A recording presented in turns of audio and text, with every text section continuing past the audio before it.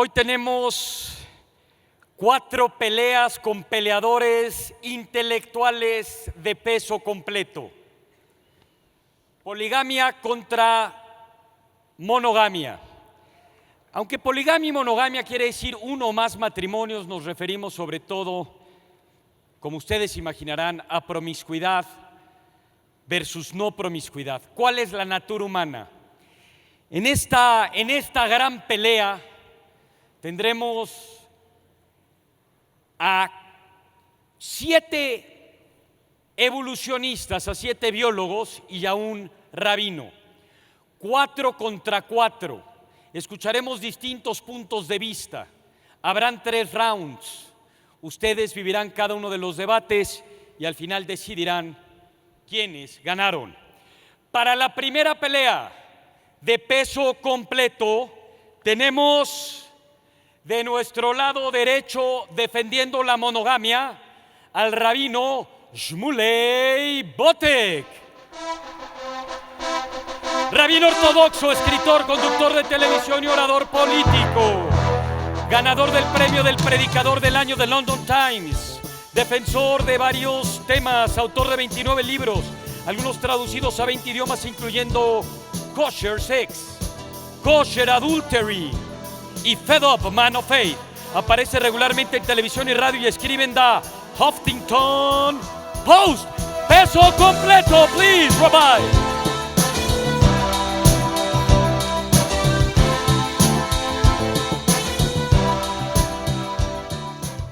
En contra del rabino, que queremos decir que por ser Shabbat no va a poder utilizar micrófono y en lugar de apretar el botón va a levantar la mano.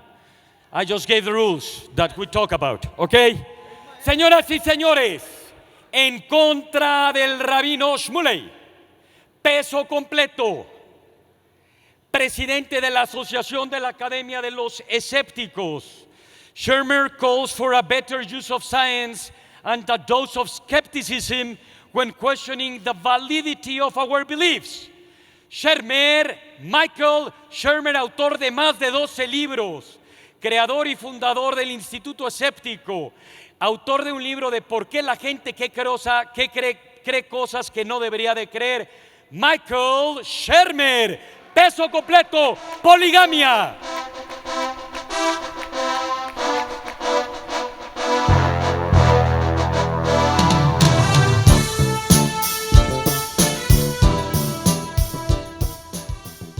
You already know the rules of the game.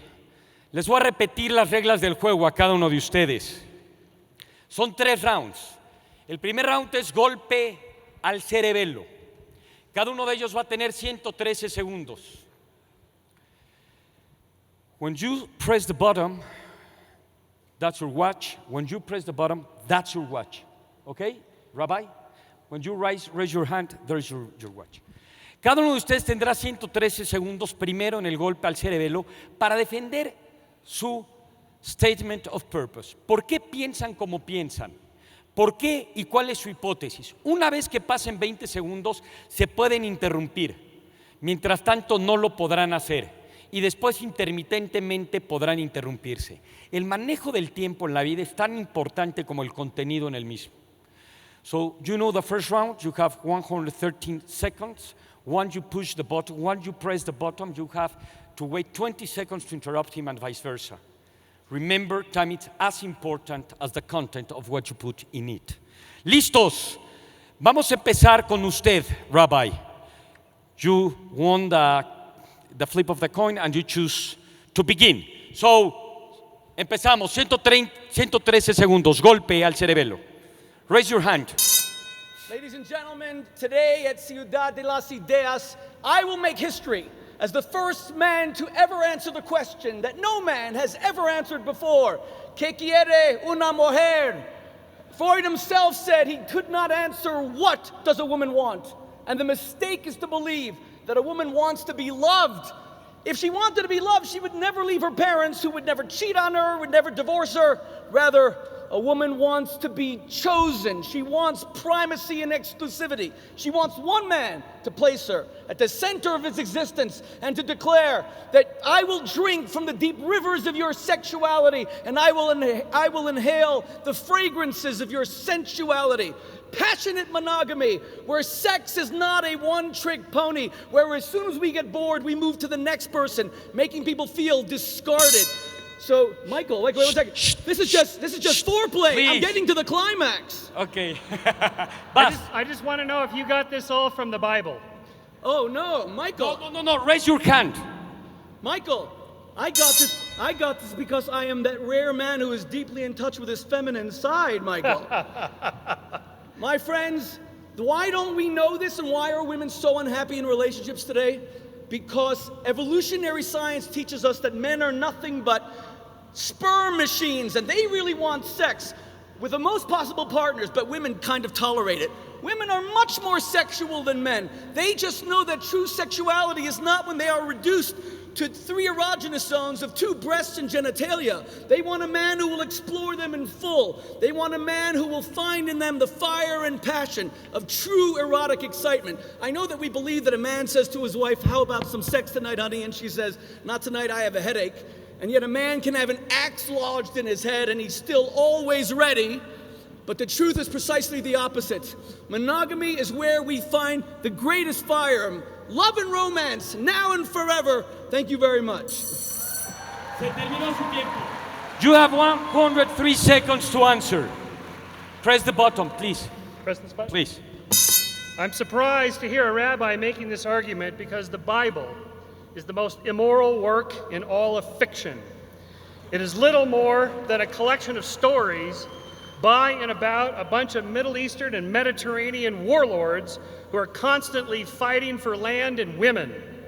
It consists of a petty, jealous, vengeful God named Yahweh who punishes women for eternity with the pain of childbirth and subservience to men and condemns them to be little more than beasts of burden to and sex slaves of powerful men who in one of his many bad moods commits a hemoclism of genocidal proportions, murdering every sentient being on earth, including animals, in a massive flood. And then to make up for this murderous act, he commands the survivors to be fruitful and multiply, and rewards these warlords with as many wives as they could possibly handle, with the great King Solomon topping off at 700 women. Where's the monogamy in this story? Where's the morality in this story? And by the way, did anyone ask any of the women how they felt about this arrangement? But I have some good news for you. None of this actually happened, and none of these characters actually existed. This is all fiction. It's fiction written by men to justify what men will do when they can get away with it if they have enough power. And so monogamy derives from a pushback against that force. Un aplauso por el primer round. Fue su estrategia darse hacia el tiempo. You choose not to interrupt yourself. You could change that. El primer round fue golpe al cerebelo, el segundo es golpe bajo. Esto no es un monólogo, es un diálogo. In the second round, you already listened what in the first round you opened and mentioned. Now, there are crimes against logic. Probably there was something that it was going wrong. And now it's the time to say, well, there is a contradiction in what the other part says, okay? Tienen 113 segundos. Una vez que pasen 20 se pueden interrumpir. Now you start. Okay. Press the button. Yep. All right, so where does this monogamy concept come from in the first place? It does not come from the Bible. Clearly, all you have to do is read it, and you'll see that it doesn't come from there. In fact, most of us do not get our morality from the Bible, and that's a good thing. In fact, what happened is that two forces, men left out of this convenient polygamous relationship by... Wait, we don't get our morality from the Bible. First of all, this isn't a synagogue or a church. It's a debate on monogamy and polygamy, and I think you found out that it's a debate on the Bible. But are you saying that therefore adultery should not be a sin? You should are a rabbi. Should adultery be allowed? Well, you're a rabbi, so I figured we Press the button. You're a rabbi, so I figured we might as well get it out on the table here. We're talking Old Testament, right? Okay, so should adultery be allowed? Okay, no. No, so All you're right, getting so- your morality from the Bible, Michael. All No, right, no, yeah. no. I don't ask God if this is okay or not. All you have to do is ask your partner, and they'll tell you whether it's okay or not. So in other words, okay. You don't have to ask, Rabbi. So in other words, you're saying that an open marriage, if a husband pushes his wife to allow him to have multiple sexual partners, which I counsel once a week at least, that could be something healthy for the relationship. Is that right? Wait, you counsel women to do this, to accept this? No, my wife is out there with the Smith & Wesson. Yeah, Definitely I not. met no, your- No, what I said was, I met your so wife if you only and- have to ask each other if you want to have an open marriage, you're saying that's a good idea so long as you're both consenting. Is that true? No, what I'm arguing... Okay, I don't know. Oh, yeah. Okay, so what I'm arguing is that... Okay, so now we're into the morality of it. The biology is that men will get away with whatever they can get away with. It's women that keep a check on men, and that's why the liberation of women and the empowerment of women is what keeps society more civil and keeps guys from doing what guys will do. How do we achieve the, you said protection of women from the male libido or the male desire to be polygamous? I mean, how All of the boring having the above. man arguing for polygamy. How do we protect that? By embracing an evolutionary model that actually says that it is natural for men to seek the widest possible distribution of their gene pool. That men are programmed to have the most sexual partners, and we are actually telling them to go against their nature. We are suppressing it. Precisely the opposite is true. People want intimacy. The men that I know, 50% of men who cheat these days, it's not even sexual, it's not even physical. Men are lonely and they also want to be understood. We have to create intimacy. I agree with you, it can't be boring. That's the problem, that we have not brought the erotic mind into the monogamous equation. Okay, when men tell their affairs, their paramours, my wife doesn't understand me, that's a bullshit line. All right? They're just saying that to get sex. All right? Even you've been bamboozled by this. Don't believe those No, lies. what they mean is, All right? what they mean is my wife doesn't understand me. If you- Michael, men, like women, are intimacy seekers, but they will try to get away. By the way, I don't think that women are programmed to be necessarily monogamous either. They want a great sex life, and they're not necessarily getting in their marriages. But the solution is not to open the floodgates to pain, infidelity, and emotional destruction. The solution is to make monogamy... Time is over. Un aplauso para el rabino. Señoras y señores, los invito a ser parte. Si ustedes creen que alguien va diciendo algo mejor, pueden gritar, bravo, boo. Son parte importante de este debate, por favor. Please, it's your turn. Okay. All right, so the way it works is that science informs us of our nature and the way we are, and it's complicated. It isn't black and white. It isn't we're all monogamous or we're all polygamous. It isn't that simple. Once you know the configuration and the variables that affect the way people act, you then modify that through behavior. That's what civil society is all about. That's why we have rules and covenants and agreements. That's what marriage is about. You make an agreement. And much of that is overcoming our natural propensities, just like it would be to drink too much or... Se acabó el tiempo. Un aplauso. Very important. Don't confuse. This is not a debate of what should we do or what should we be. It's not about a moral concern of normativity. It's who we are. What's our nature? What's our purpose of being of what we are? Okay? Is that clear? You have just 30 seconds. You cannot be interrupted. And this is the last round. It's called Ciudad de las Ideas round. Okay? You have 30 seconds. That's it. Vas. If we are not naturally monogamous, then how is it in an age where God is dead, religion is dead, and the institution of marriage, certainly in places like Europe, is dead, why do people still choose to be monogamous? Maybe serially monogamous, but they don't want the pain of knowing that the person that they love has made them secondary, has made them superfluous. We are programmed to be intimacy seekers. We want to overcome loneliness by someone understanding our hearts. Monogamy and love now and forever. Michael, join the club. Se acabó su tiempo. Michael, tienes 30 segundos. Vas. So once you know what your real nature is, then you make an agreement to act against it or for it or whatever. This is what having relationships with other people is all about. I'm saying you're not getting any of this from the Bible, none of it. You are a fully modern man, and you got your modern morals from the Enlightenment and secularism and the idea that people are never to be treated as an ends, as a means to an end, but always as an end to themselves, and that's how women should be treated, and even you agree with that. Un aplauso para los dos. Se acabó la pelea. Michael, thank you very much. Michael tiene que tomar el avión rapidísimo. Shmuley, Rabbi, please sit there. La siguiente pelea entre monogamia y poligamia es defendiendo la monogamia. Peso completo, antropólogo evolucionista e investigador de la Universidad de la Escuela de Londres. Peso completo, Kit Opie. Welcome, Kit. Investiga la evolución de los sistemas sociales en humanos y primates. Su último trabajo muestra cómo el infanticidio pudo motivar la monogamia en los primates. Su trabajo ha ganado el interés de los medios internacionales como CNN, BBC, The New York Times, The Washington Post, Reuters, among others. Welcome.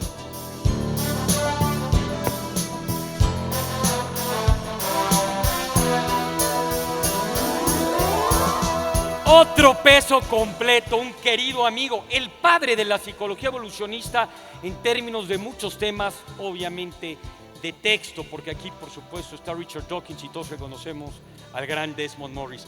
David Bush, por favor David, él es psicólogo evolutivo de la Universidad de Texas en Austin, es miembro del Consejo de Asesores de la Ciudad de las Ideas. Está en el comité editorial de más de 10 revistas académicas, autor de libros de texto de psicología evolutiva y por supuesto se ha especializado en conflictos entre géneros, celos, homicidio, acosos. Recordarán su participación en las suelas ideas del libro Why Women Have Sex. Welcome. Poligamia. Ok. Él me dijo que él cree en la poligamia, pero que siempre será monógamo con su mujer, por si lo está escuchando. By the way. Ok, monógamos siempre decidieron empezar. You know the rules of the game, okay? You can press it or you have to raise your hand, because the rabbi talked like this and we were like, beep, ¿no? Ok, vas, apriétale. Yo begin. Go. We wouldn't be here if we weren't monogamous. I don't mean in Puebla. I mean as a species. If early humans hadn't evolved monogamy, then we'd probably be just another ape species living in the forests of Central Africa. We wouldn't be having this debate unless monogamy had given us such a large brain. 4 times the size of a chimpanzee. And this is how it works. Monogamy allows males to feed and protect their children while they grow such very large brains. Chimpanzee males don't have any role in childcare, and that is because they're polygamous. So monogamous mating systems evolved across primates, including humans, because of a need to protect against infanticide. But once monogamy had evolved, then males could get involved in childcare and raise such big-brained infants. Monogamy doesn't need to be lifelong and faithful. Most animals, most monogamous animals aren't. What needs to be is females need a male to give some input in order to help her to raise a big-brained infant. So we are naturally monogamous. And it evolved in the last... Okay, bus. Do you think monogamy is the only strategy that humans have evolved? It was the first strategy. Please press. It was the first strategy. Press. And it evolved. Press again. It was the first strategy, and it evolved about 2 million years ago, or maybe less. Of course, now we can choose. And there are the majority of cultures now allow polygyny, where a husband can have more than one wife. Some cultures also practice polyandry. Se acabó su tiempo, un aplauso. Son adversos al riesgo los psicólogos evolucionistas. You're risk adverse. You can interrupt whenever you want to, Bas. Okay. Well, I agree that monogamy is one strategy that has evolved in humans, but it is not the only strategy. And there's a lot of evidence that we have also evolved strategies of trying to acquire multiple partners. I'm going to focus my talk on men's attempts to acquire multiple partners, but women also do the same thing in different contexts. And when I talk about polygamy, I'm talking about sexual polygamy, not formal marital arrangements. So this includes wives, mistresses, concubines, affair partners, brief sexual flings, and one-night stands. There are basically two classes of adaptations that have evolved that support the notion that men seek multiple mates. One has to do... No, you cannot interrupt. You have zero. Keep going. Oh, Okay. sorry. Press it. One has to do with our desires and our desire for sexual variety. A second has to do with mate acquisition tactics. And actually a third has to do with mate retention tactics, the ways in which we keep our partners and prevent other males, what I call mate poachers, from encroaching sexually on our mates. Now, there are a variety of sources of empirical evidence to support these claims. Desire for sexual variety. Men, on average, desire 18 sex partners in the course of their life. Women, on average, 3 to 4. Men let less time elapse before seeking sexual intercourse. Men have more frequent sexual fantasies about different partners. Women's sexual fantasies are more likely to revolve around their personal sex partner. Men are more likely to consent to sex with total strangers.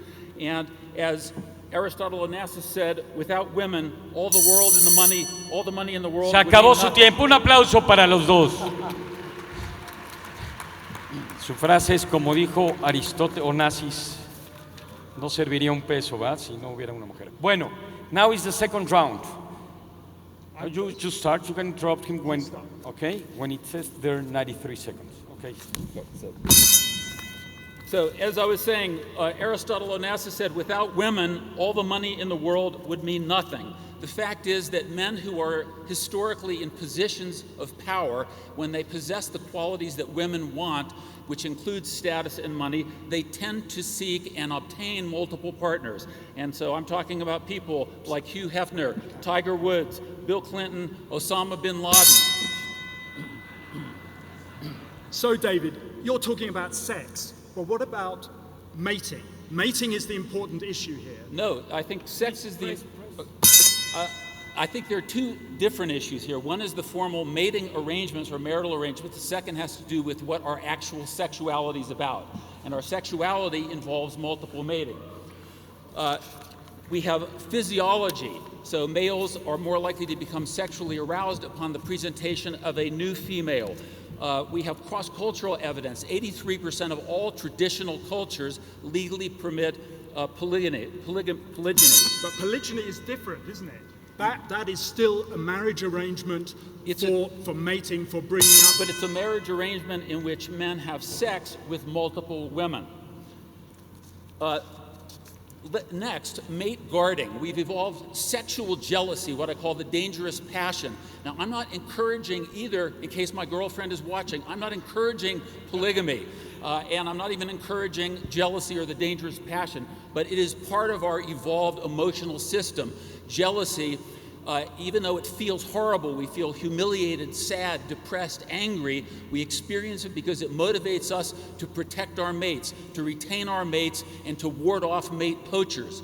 So we have these systems in place. And now you're back to mating again, because it's in those situations that you're bringing up, or you may bring up children. So sex is different from mating. Okay. And of course...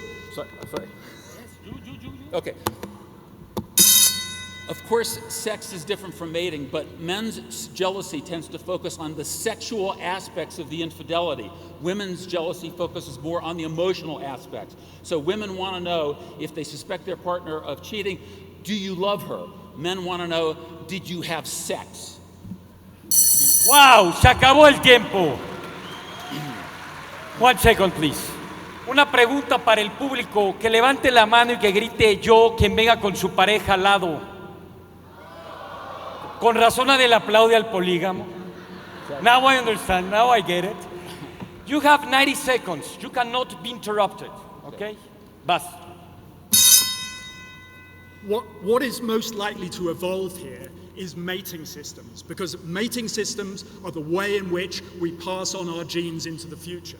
Yes, of course, humans are like any other animal, and if either females or males get the chance of extra mating opportunities, then they may well take them.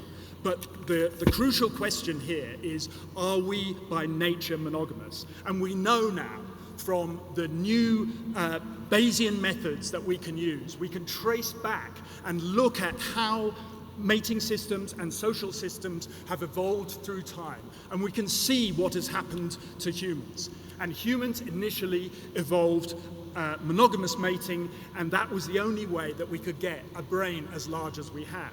Of course, once we have this large brain, we can then do many things with it, as well as choose different ways of having sex. And of course, it's true that there are different ways of mating. In some cultures, as I said before, it's possible for a husband to have a number of wives, and it's also possible for a wife to have a number of husbands, although that is rarer. And increasingly, states are allowing gay marriage, which is not about mating at all. So what we can say is that, crucially, we are monogamous at heart. Wow, buenos argumentos. You just have 30 seconds. You cannot be interrupted. 30? Without interruption. It's the last round, okay? Okay, he had 90. No, both of you have 113 seconds okay. in each round. Okay. This is the third and last round. 30 seconds. You have the microphone. Of course, monogamy has evolved. We know that for a fact, but we also know that polygyny has evolved. We know this from the molecular genetic evidence. And I would like to just read a quick quote from the warlord Genghis Khan. "The greatest pleasure is to vanquish your enemies, to chase them before you, to rob them of their wealth, and to see their near and dear bathed in tears, to ride on their horses and sleep on the bellies of their wives and daughters." The genetic evidence suggests that 8%. Se acabó su tiempo. Un aplauso, por favor, para David Voss. 30 segundos. Polygyny, a male having a number of wives, only evolved very recently. In fact, it evolved with agriculture. Before then people were hunter-gatherers. And we know from hunter-gatherers today that they are pretty much exclusively monogamous. And that's because they are carrying on the way in which they evolved from about 500,000 years ago. By nature, we are monogamous, although we now have choices. Un aplauso, se acabó esta pelea. Por favor. Gracias. Ok, dos amigos queridos de la Escuela de las Ideas vienen al ring, defendiendo la monogamia con ese extraordinario libro, varios libros que adoramos todos nosotros, de The First Sex, entre otros, nuestra querida amiga Helen Fisher. Please come here. Bravo. Helen es antropóloga física investigadora de la Universidad de Rutgers. Es asesora científica de chemistry.com. Este es un sitio, por cierto, que ustedes se meten, les preguntan varias cosas de su arquetipo y ella, haciendo un tipo de junguiano esquema, les puede encontrar a la pareja con la cual podrán tener relaciones felices para el resto de su vida. Ha aparecido en CNN, ABC, NBC, BBC y Ciudad de las Ideas. Ha escrito artículos para el New York Times, Washington Post, The Economist, Nature, Science, etc. Escritora de más de 5 libros bestsellers sobre evolución, sexualidad, adulterio, diferencias de género y la química del amor romántico, ¿por qué amamos? Why we love, The First Sex, Why Him, Why Her, among others. And, if I'm correctly, there is a new movie that's going to, please share with us about that. A well-known documentarian has done a movie about my work about rejection and love, and it will come out. It's in Sundance now. We'll see if it gets into Sundance, and it'll be out in January. What's the name of the film? What's the name? It's called Sleepless in New York, and it's about rejection in love, which is the most powerful, painful situation a human being can be in. Bravo, un aplauso para Helen Fisher. Sin duda alguna les quiero confesar que uno de mis héroes intelectuales es su oponente. De hecho, si quieren gozar su tiempo libre, les recomiendo que sigan en Twitter una cosa que se llama Open Culture. Busquen Robert Sapolsky y busquen su curso de Human Behavior. Quiero que sepan que junto a Bob Cutter y muy pocas otras personas que yo conozco, hay pocos profesores tan extraordinarios y tan grandes pensadores como Robert Sapolsky de Stanford University. Robert Sapolsky es un miembro genio de la Sociedad MacArthur, profesor de Biología y Neurología en la Universidad de Stanford, investigador asociado del Instituto de Investigación en Primates en el Museo Nacional de Kenia. Recibió en el año 2008 el Gran Premio Carl Sagan por ciencia, por divulgación científica, autor de 5 libros, incluyendo esa gran obra de por qué las cebras no tienen úlceras y cuál es nuestro problema con nuestra testosterona. Él no cree que exista the free will, pero si existe, no sería muy interesante. Robert Sapolsky, welcome. Un aplauso. Okay, Bob. I haven't heard any comment from this side from the difference of our heights. From many other things, you have to be pretty strong, my friends. You have done a great job so far. ¿Quién cree que va ganando de este lado? Griten. ¿Quién creen que va ganando de este lado? Bueno, vamos a ver. Do you know the rules, please? I think I do. So I push the button? Please, push the button. And then I start? I'm delighted to be here, and I'm delighted that you're here. And Robert, unlike our speakers this morning who won't be seeing each other again, I hope I am seeing you again. The old Chinese proverb says the first step to wisdom is naming something. We have been saying it to some extent, but mono means one and gami means spouse. One spouse. Academics don't mean that this is necessarily sexually faithful to that spouse. Polygamy, poly meaning one, gami meaning spouse, several wives or husbands at the time. In traditional societies, 84% of world cultures have permitted a man to have several wives.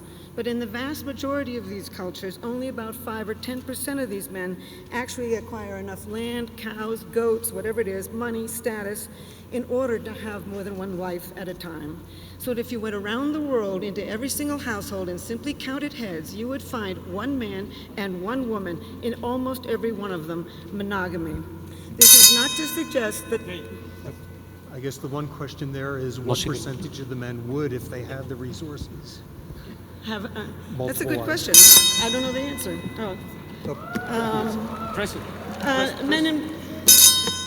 This is not to suggest that men and women are necessarily sexually faithful to their partners. I've studied adultery in 42 societies, and in every one you see some people who are adulterous. In the United States right now, the data shows that about 25% of men and 15% of women will have an affair at some point during their relationship. Of course, I've always wondered who all these men are sleeping with, if the women aren't sleeping with them. But anyway, I've long maintained that we've evolved what I call a dual human reproductive strategy, a tremendous drive to fall in love, form a pair bond, and rear our children as a team, and also a predisposition, a tendency towards adultery, divorce, and serial marriage. So it's serial monogamy. Tiempo. Un aplauso.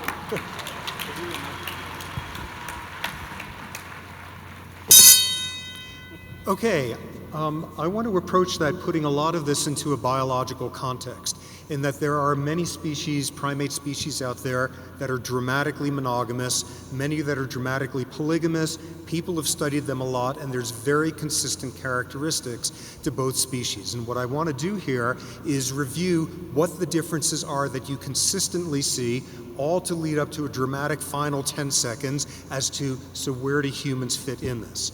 So, classically monogamous primates, the female and the male look identical. They are both raising offspring together, lots of male parental investment, low levels of male aggression.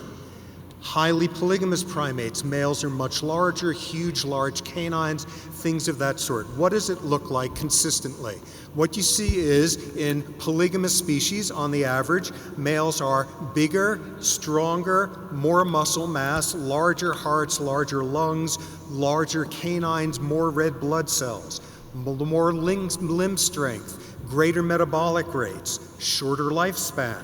The genetics differ consistently. Between polygamous and monogamous primates, there are differences in genes related to vasopressin receptors, a class of diseases called imprinted diseases. Behavior, polygamous primates, high levels of male aggression, little parental behavior. Reproductive behavior, females in monogamous primates are more likely to twin. Males have lower sperm counts, smaller testes, different genetics of it. Consistently show somebody a primate species and show them only one or two of those traits, and they can tell you monogamous or polygamous. So where do humans fit in this? I see I'm gonna have to wait till my next round. Un aplauso. Golpes fuertes. Okay. Now you press the button. You begin. No, it's his turn. It's the second round. Now you start. Okay. Please press the button.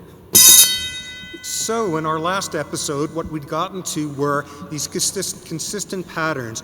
Go and observe a primate that no one has ever seen before on this planet, and notice that the male, the guy with the penis, is a lot bigger than the one who's nursing the babies.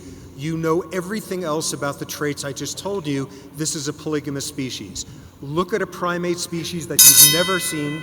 You know, I'm sure you do know that sexual dimorphism does not always mean polygyny or monogamy. There's a good deal of issues about whether that actually means something. For example, among hawks, the female's a good deal larger than the male, and it's just because it's she sits on the eggs when the babies are little, and then feeds them when they're little, and then they change turns so that when the babies are larger, the female goes out and buys and gets the food, and so she's a larger animal because she's got to seriously get rabbits instead of mice. So that's not always a very convincing strategy.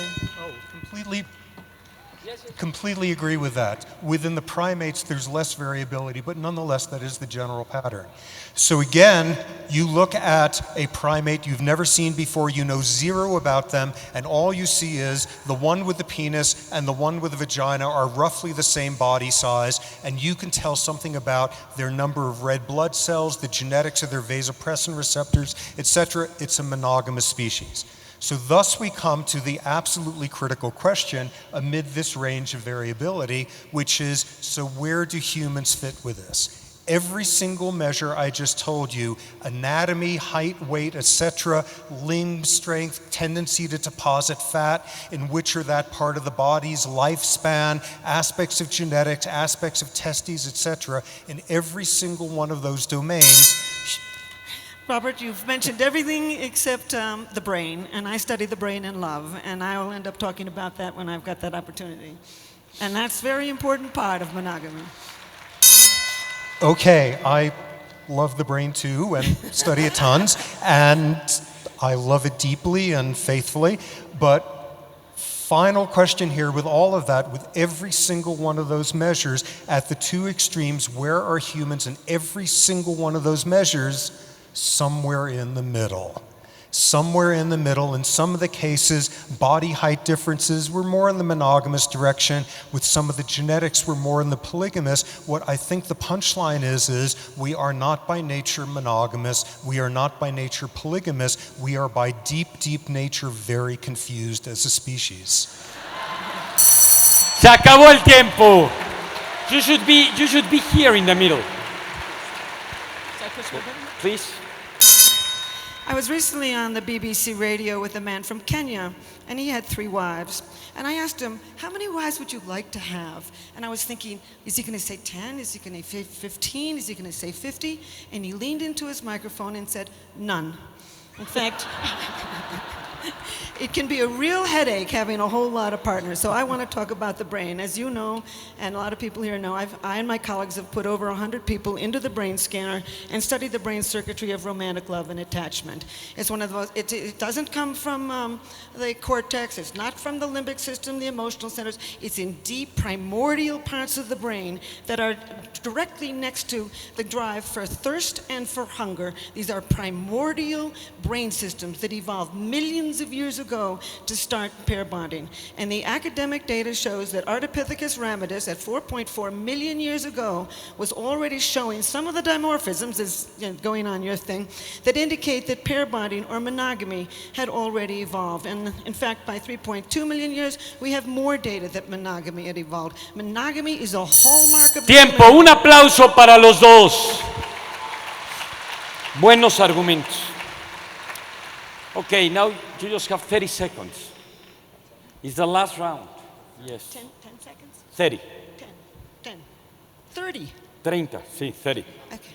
3-0, okay? It's your turn. Ultimately, I think there's something even more interesting going on, which is insofar as we're oscillating in the middle there, some of us more this way, some of us more that way, some of them, what I think is even more fundamentally important than asking what is our nature in this regard is to realize the extent to which we as humans do not have fixed natures. What was so clear about the genetics, the neurobiology of us as humans, is the extent to which we've evolved to be free of our inevitable nature. Se acabó su tiempo. The last words. I agree that we don't have a fixed nature, but we have predispositions, all kinds of them. We are, Plato once said that the God of love lives in a state of need. Romantic love and attachment are basic needs. The vast majority of people in almost every culture on earth fall in love, form pair bonds, and rear their children as a team.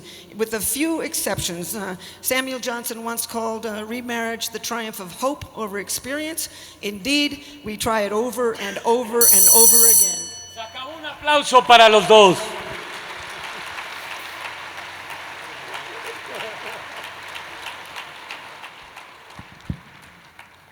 El último debate de este día y de esta gran ciudad de las ideas.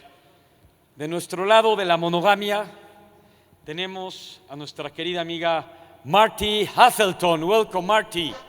Es psicóloga evolucionista y endocrinóloga.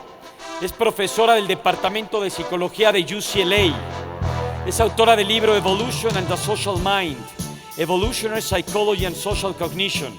Del 2006 al 2011 fue editora de la revista insignia de la conducta humana y la evolución social. Welcome. Y el rey de la promiscuidad intelectualmente hablando, Christopher Ryan. Es psicólogo de Saybrook University. Viajó por todo el mundo haciendo trabajos diversos, identificando lo natural de lo cultural. Es autor de Sex at Dawn, que argumenta que los hombres, de hecho, no somos sexualmente monógamos. Ni las mujeres. Su trabajo ha aparecido en Psychology Today, Huffington Post, The Times of London, y se ha divorciado 17 veces por causa de adulterio. No, no es cierto, era bravo. Señoras y señores, 3 rounds. Press the button.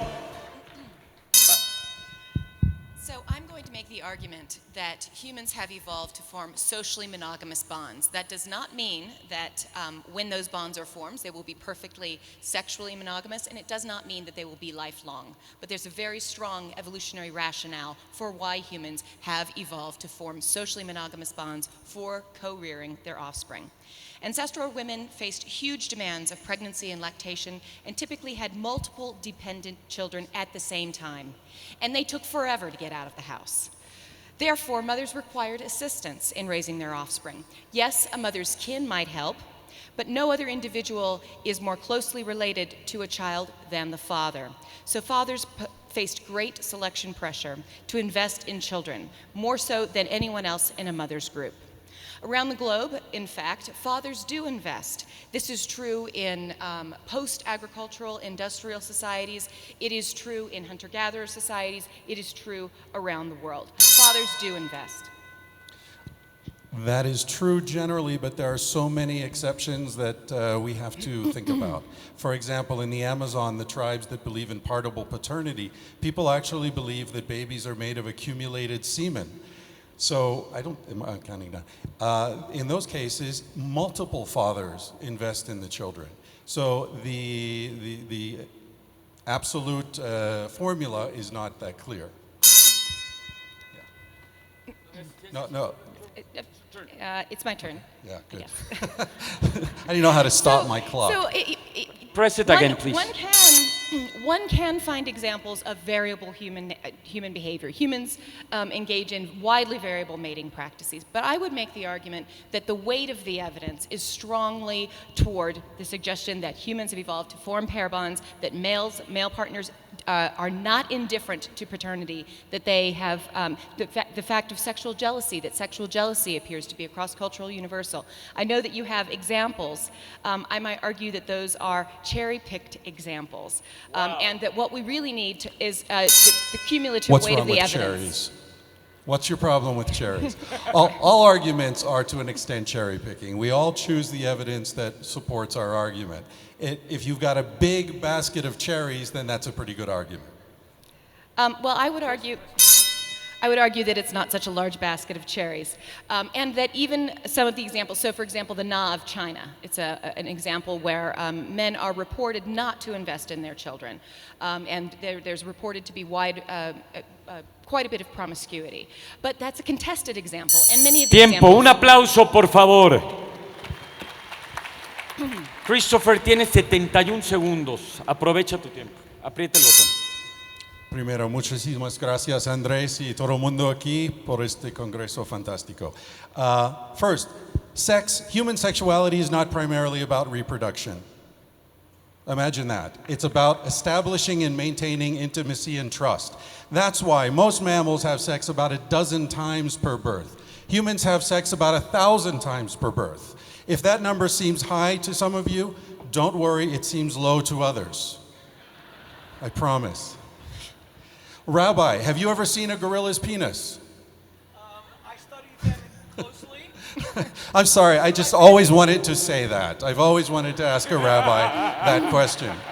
A gorilla's penis is this big. It's that big. The reason it's so small is that gorillas don't have sperm competition. The males fight, the male who wins is the only one to have sex. Humans, chimpanzees, bonobos have much larger penises. In fact, some of you will be happy to hear that the human penis is the longest and thickest among all mammals compared to body size. No, I'm out of se time. acabó tu tiempo. Un aplauso para los dos.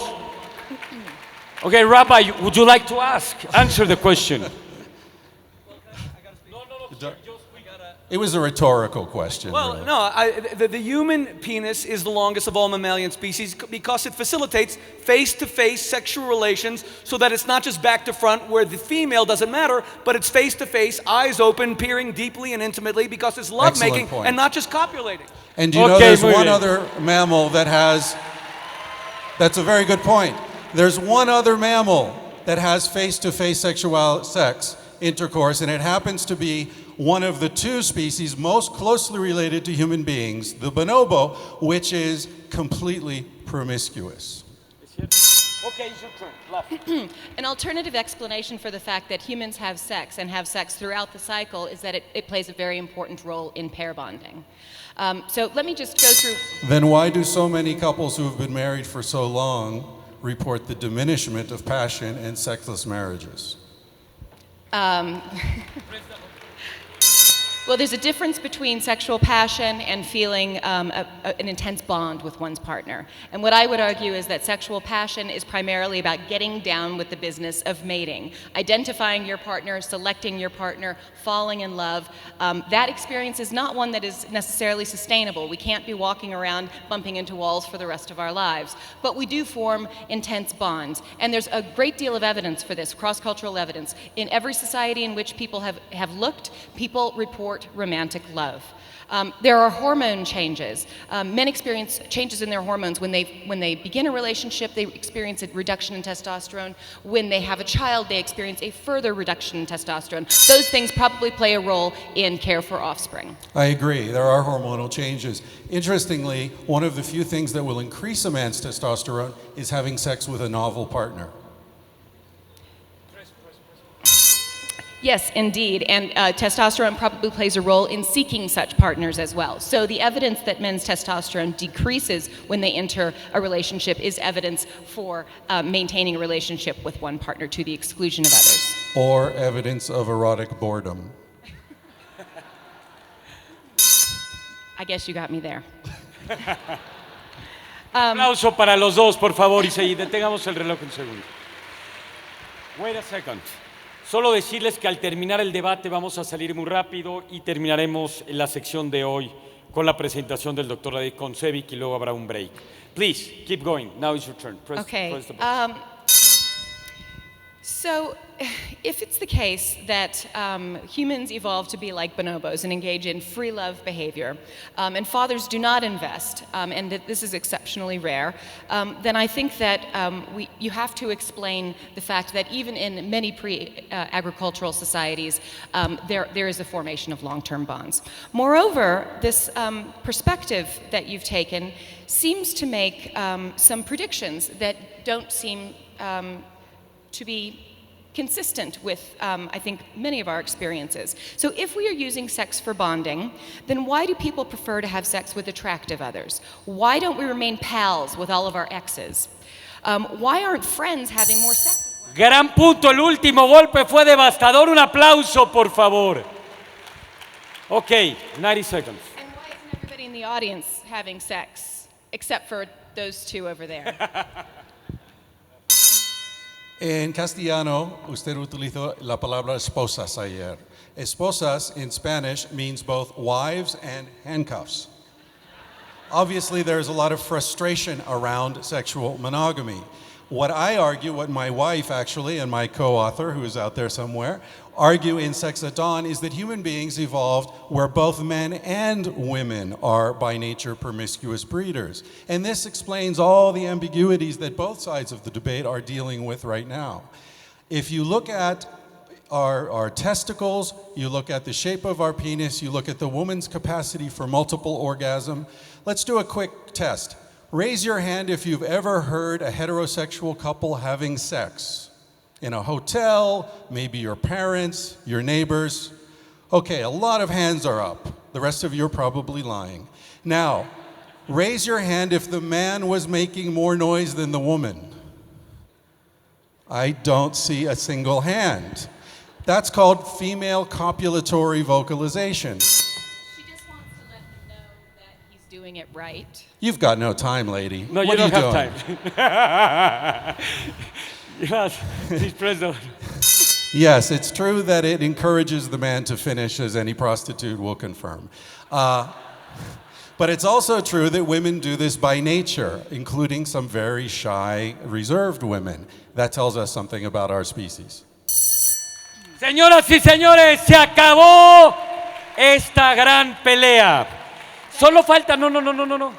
Yes, you can kiss, please. There are rooms, there is everything. No, I'm just kidding, no.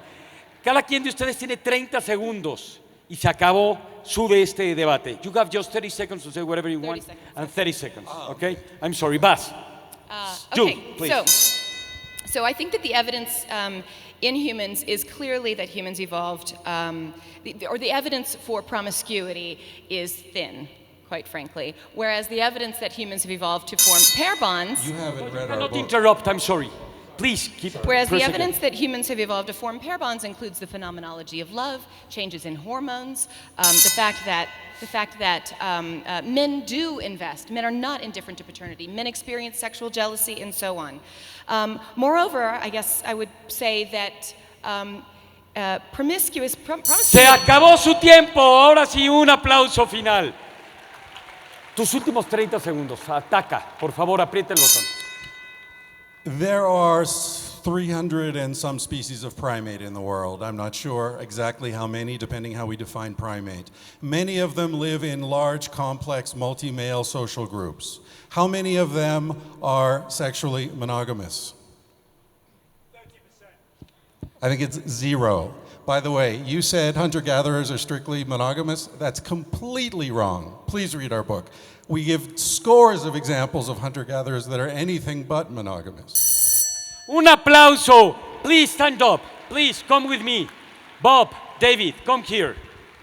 Rabbi, come here. Please. Un aplauso muy grande para todos ellos. Thank you very much. Gracias. Gracias. Thank you very much. Gracias.